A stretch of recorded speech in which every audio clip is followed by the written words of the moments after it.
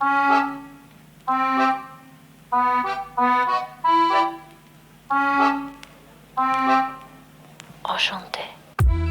Hello, I'm Sarah Lopigaiga de Rodriguez, an international executive speaking consultant, opera singer, and the founder of Cadenza.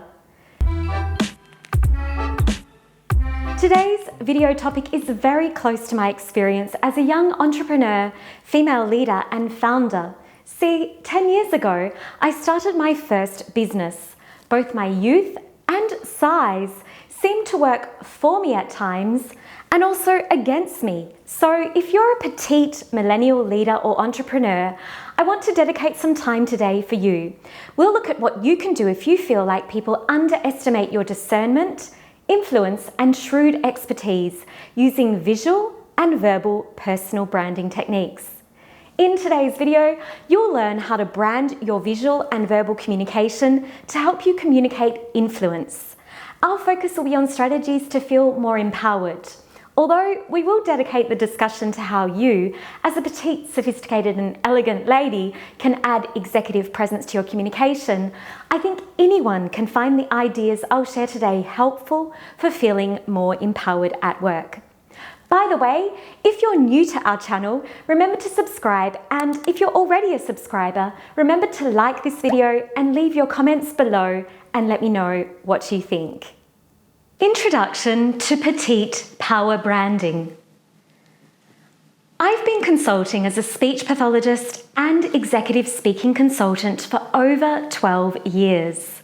And in this time frame, I've met many clients who, like myself, are petite but struggling to navigate their identity and influence within the corporate world. If you're petite and elegant and wondering how to brand yourself to have increased executive presence, I think you'll find this suggestion pertinent. Executive presence is primarily determined by your communication and ability to create authentic relationships that grow your influence more than your height and size. Your demeanor is much more vital than your size, so don't let your slight frame or elegance hold you back. You can be elegant and feminine and still build up your professional presence. And if you refine your communication, you can gain confidence interacting in leadership roles and still feel authentic.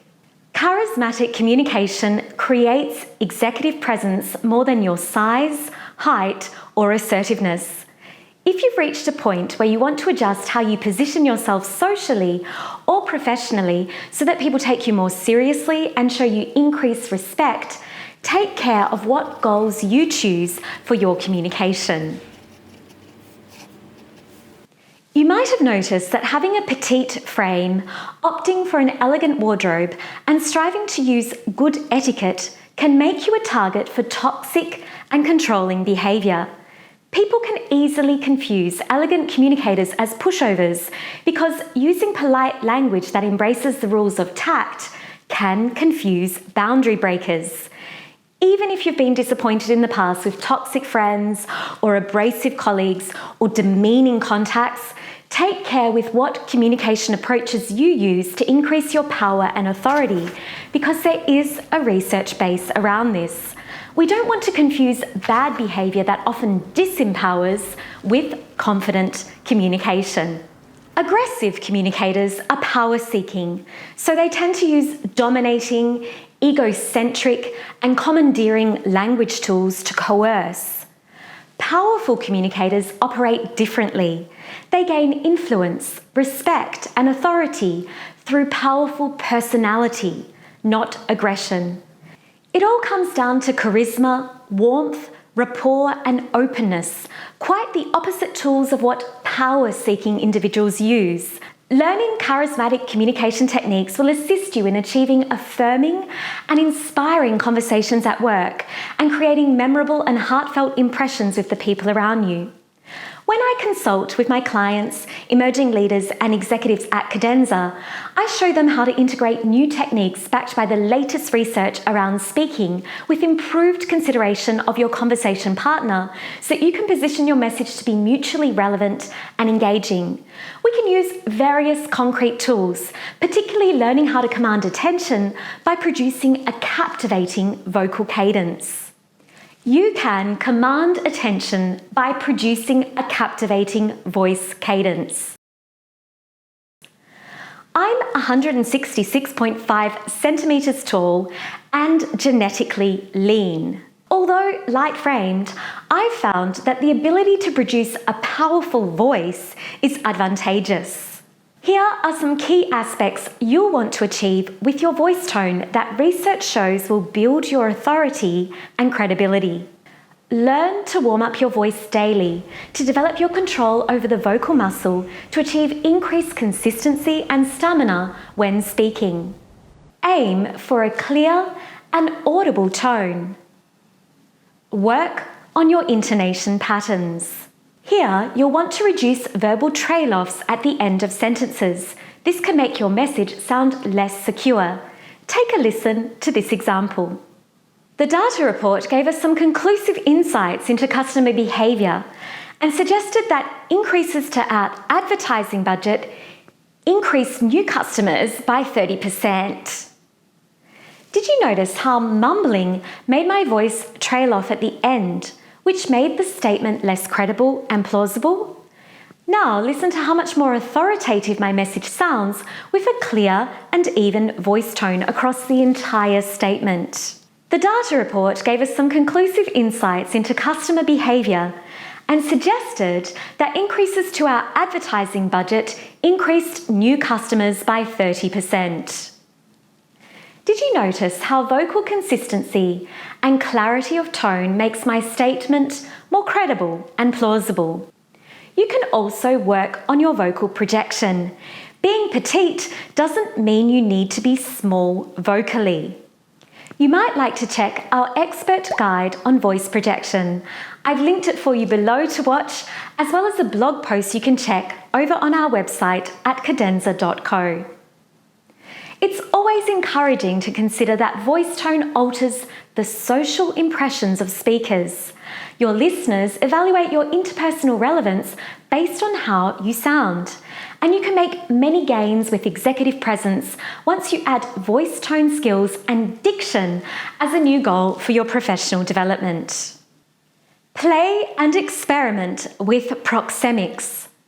I've noticed that my light and slight frame has made me spend my entire life squeezing myself into the little chair at restaurants, taking a corner seat in meetings because I easily fit, or walking to the side of the footpath because I get pushed there. So I recommend experimenting with proxemics. Let's take a look at the definition.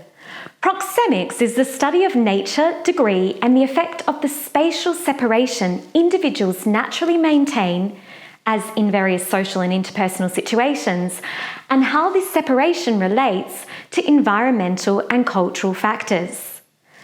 I will audaciously suggest that if you're petite, you may be self-deprecating with your body language by positioning yourself in the corner, taking up less space at tables, entering a room hunched over, or reducing your body's potential to position itself more expansively. So you might find this goal beneficial. My goal is I will maintain my postural symmetry and interact expansively no matter who I talk with and how I feel. When we are shorter or slighter than others, our body space and position are relationally smaller, but it does not mean that our communication gestures should be. A fundamental principle of engaging stage performance in theatres is to move with expansiveness and create larger and broader gestures, even though the scene around the actor or singer is usually proportionally larger. Instead, I suggest you aim for expansive symmetry. You might like to check our expert guide on how to carry yourself at work. I've linked it for you below to watch, as well as a blog post you can check out over on our website at cadenza.co. But here, for now, are a few ideas for how you can practice expanding your bearing and start to perceive your use of space differently. Tip number 1 is to hit the pavement in an expansive coat. I leave it unbuttoned to get a sense that my frame takes up more room. This is a great way to start to work in a dominant position on the footpath and can help you assert yourself physically, even when small, so you don't get knocked into the gutter. If you're like me and always wear tailored and fitting clothing, you'll find it surprising to have clothing that changes the visual signal you send on the path. Try it once and see how different it feels to sweep across the pavement rather than squeeze on the pavement.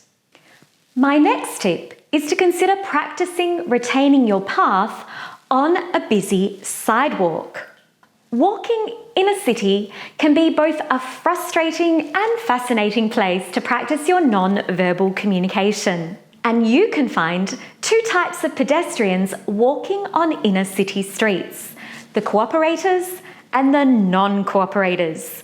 Treat the sidewalk as your laboratory and screen ahead to see who will cooperate and work mutually to deal with the pavement space, who will dominate and squeeze their wish for holding power, and who will relinquish space and share the pavement. You can learn a lot about physical boundary games on the pavement.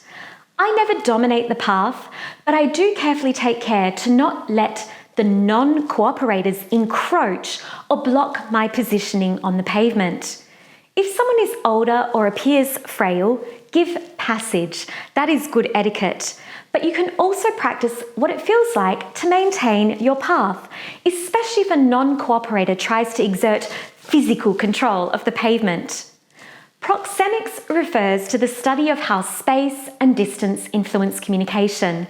And if we consider research into showcasing executive presence more effectively, aiming for expansive gestures can serve you well. Just as we want to avoid aggressive and domineering body language, we also want to avoid body language that serves to dominate. Power seekers use pretentious posturing like manspreading, steepling, or backward inclining and seek to reduce your access to space. Work on maintaining your space.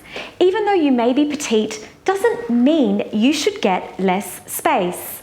But take care, because you can maintain your space with a few simple tips to assist you. Open the angle. Open the angle. If you're smaller than another person speaking to you face to face, step back, open the angle and bring eye contact more parallel. Create bigger body angles by sitting in the center of your chair, maintaining symmetry at the neck and creating a right angle at the hip and torso. This will give you more equilibrium and enable you to secure increased visual presence than if you compress yourself inwards and reduce your limbs' access to space in job interviews, team meetings, or social chit-chats. Try sitting at the head of the table or center of a table at a dinner party, team meeting, or coffee date. If you're not inclined to go for that position naturally, you'll find it interesting.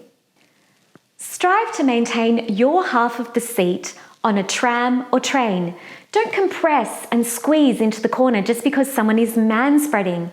This is a matter of self-respect and communication laws of etiquette that, unfortunately in my opinion, many people forget on public transport these days. Try to keep everyone at arm's length in professional social interactions. Formal communication occurs approximately 120 to 365 centimetres away from our body axis, so this is the appropriate space you need to maintain when interacting at work. Keep this space as your professional boundary.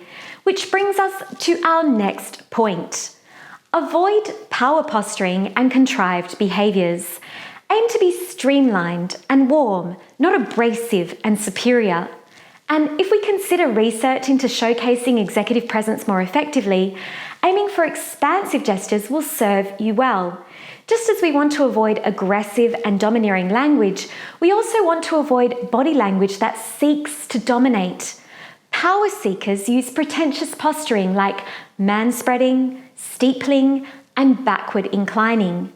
Use posture, gesture, and your gait to show self-respect without exerting superiority. Power seekers also tend to use contrived and visually pretentious gestures. Here are a few examples of behaviours that can look inauthentic. Steepling. Arms folded with thumbs pointing upwards. Hands on hips. Chair straddling. Spreading. Peering over your glasses. Minimize excess visual body noise when communicating. Communication works better when we're expressive, expansive, and warm. So while it is vital to avoid looking stiff, take care that you minimize fidgeting, playing with your hair, or moving your hands with micro, excessive movements. Excess body movement will distract from the crux of your message, reduce your poise and composure, and can make you not only appear less confident, but less comfortable. Communication is more than just words. It's about how you present yourself to the world. Whether you're speaking in public, engaging in a business meeting, or simply having a conversation with a friend, your demeanour and body language play a significant role in conveying your message effectively. Check out our recent video on how to carry yourself for communication for some practical tips on gaining poised and elegant posture when interacting professionally. I encourage you also to look for opportunities to communicate outside of your comfort zone. One of the most effective ways to develop your executive presence is to embrace opportunities to take on communication activities that don't come naturally or feel intimidating. Here are a few examples of how that can work for you. If you feel bashful and anxious about public speaking, don't avoid it. New communication activities and contexts can be intimidating, but nothing empowers you more than taking them on and acquiring new soft skills. Avoid public speaking? Enroll in an evidence-based public speaking program with the team at Cadenza. Feel reticent to be assertive and set boundaries at work? Consider working with an executive speaking consultant to learn how to integrate assertive communication into your suite of speaking skills. Embarrassed or awkward selling your products and services confidently? Work with a communication specialist to fine-tune your sales conversations with clients. Fearful of conflict and customer complaints? Train deeper in social intelligence and conflict resolution. At Cadenza, we're committed to quality, research-informed strategies, consultations, and methods that build your professional communication skills. If you're noticing a communication barrier blocking your path, you can always get in touch with me to discuss approaches to forging a clear and confident solution. Gain control of your facial expressions. Calm and warm facial expressions with an authentic smile and open gaze position you as amicable, confident, and approachable. When we experience increased performance pressure, it's not always possible to mask facial expressions. Paul Ekman's work on micro-expressions revealed that the face flashes signals that surpass all language barriers in but a split second, often revealing what you're thinking, such that masking your thoughts can be challenging and near impossible. If you're concerned that it's hard to protect your interactions and appear composed and confident when dealing with difficult people and challenging professional circumstances, the most effective way to gain control of your facial expressions is to learn self-regulation techniques from a communication expert. When I work with emerging leaders and executives, I provide techniques and strategies that will allow you to protect your confidence and build self-regulation skills under pressure. Social intelligence frameworks and speaking comfort playbooks can assist you in retaining your poise and composure, even if it feels like the sky is falling. Warren Buffett discussed the importance of self-regulation when he talked about how you will continue to suffer if you have an emotional reaction to everything that is said to you. True power is sitting back and observing things with logic. True power is restraint. Social intelligence tools allow you to respond with logic so that you can be composed no matter the pressure you face and can be one of the most effective ways to garner your professional reputation. Did you ever wish you could fine-tune your speaking response skills to nail unexpected questions confidently? You may even notice team members like yourself caught off guard under pressure or struggling to control their emotions when interacting with colleagues, clients, and stakeholders. Self-regulation difficulties leave traces commonly observable in our speaking style. Your communication style can make, shape, or totally sabotage your ability to lead your team or even get into a leadership position in the first place, which is why I want to give you the speaking tools to get there faster. So today, I would like to take the opportunity to invite you to sign up for a new on-demand communication class for emerging leaders.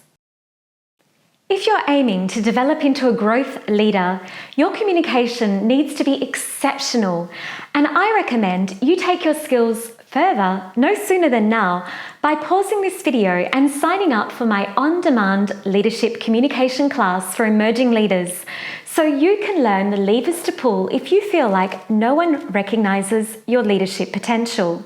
Normally $94, our 60+ minutes together will give you a high-level look at how you can use your speaking to showcase your leadership abilities more effectively so that you get noticed, not sidelined. Why expertise and experience in your field is not always enough to cross the line in a dream leadership role. The key leadership reputation principles you need to focus on to be noticed as a potential leader, as well as the magical formula for building relationships through effective professional communication so that you can build ironclad rapport with all personalities so that you can feel comfortable and influential with everyone, everywhere. Plus, I'll also share a research-backed way to understand precisely what your communication style is so that you can position your strengths more expertly in job applications, interviews, or even promotional conversations. To take the class, head to the link in the description box below and feel free to share this class with your friends and colleagues. Thank you so much for watching this video. I reached the point several years ago where I decided there's no need to apologise for my size, weight, smiley face, or feminine demeanour, and nor should you. We dedicated some time together today to talk about how to be petite and powerful. So remember, the comments section is where community happens. Let's open a conversation on this topic. Let me know what you think, ask any questions, or even share your experience. Remember, you can be elegant and feminine and still build your professional presence. If you refine your communication, you can gain confidence interacting in leadership roles and still feel authentic. Our focus today has been on maintaining your self-respect and value without appearing superior. Keep it warm, open, and clear. The vital professional etiquette rule to observe is to secure executive presence through rapport. Conversational connection through openness and warmth is the first step to influence, and exemplary soft skills are more potent than posing and dominating your contacts.